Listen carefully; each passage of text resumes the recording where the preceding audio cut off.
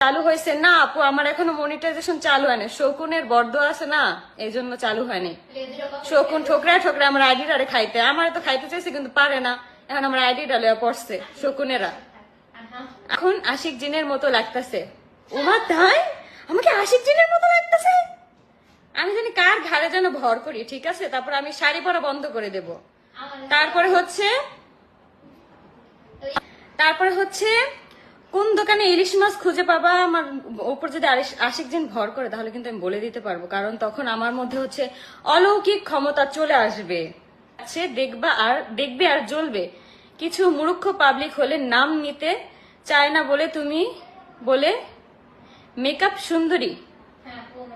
আমি মেকআপ নিলেও সুন্দরী, আমি অরিজিনাল ফেসেও সুন্দরী ভাই, এটা সবাই জানে। আমার সাথে যে ফ্যান ফলোয়ারদের দেখা হয়, সরাসরি দেখা হয়, সবাই জানে যে আমি সামনে থেকে কতটা কিউট।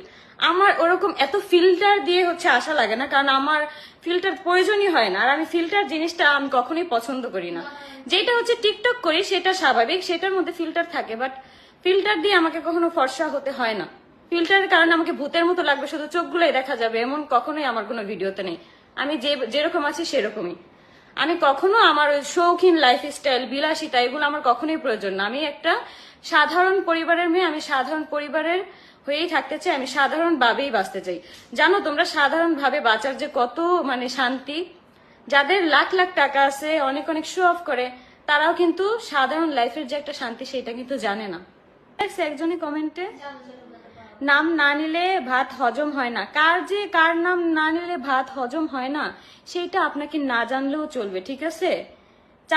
চামচামি করলে কয় টাকা পান আপনারা? পূর্ণিমা আপু, এগুলা চামচা না, এগুলার হচ্ছে বেতন দিয়ে রাখা হয়েছে, এগুলা হচ্ছে বিনা বেতনে আমাদের কর্মচারী, ঠিক আছে? আমাদের কর্মচারী এগুলার হচ্ছে মানে চামচামি আর কত করবেন মরিয়মি আপু। আমি যদি বেঁচে থাকি, আমাকে যারা যারা